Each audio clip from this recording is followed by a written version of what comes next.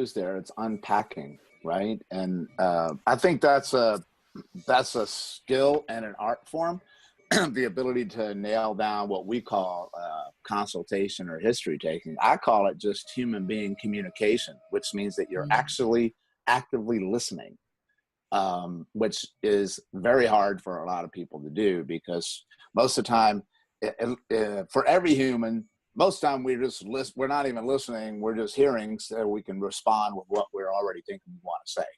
Yeah. Right? Yeah. Yes. So I'm not really hearing you because it's all about me. Yeah.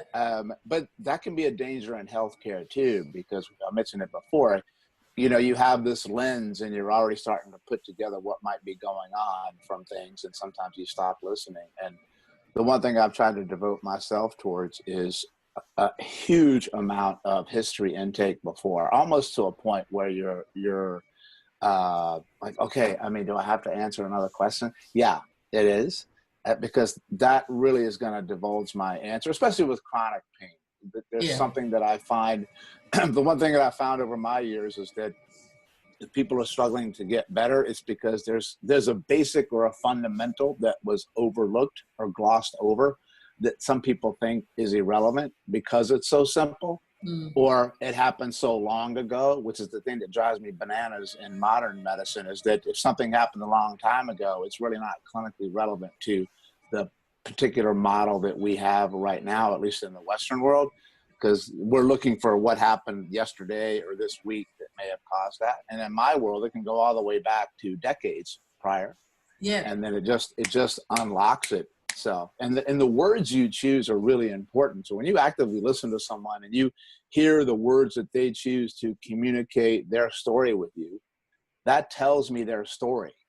Yeah. Right? Because you realize how awful, first of all, that people talk about themselves without realizing that they're talking awful about themselves. Yeah. Words of, I can't, or there's a blame for their body or resentment, because when you're in pain for a long time, it's hard not to start to really hate on your own body, because you're like, why are you punishing me? Why are you doing this to me?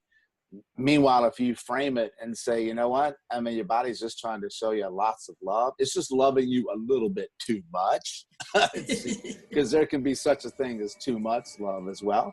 And when you reframe that, you can say, okay, what are you trying to tell me, body? I'm really going to listen. And that's why I always say pain for me.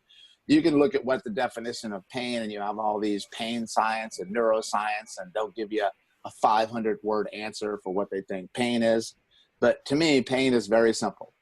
Pain is a request for change.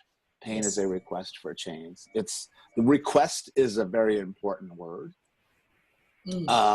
And then change is a very important word, which means I just need you to do something different. That's all I'm trying to tell you.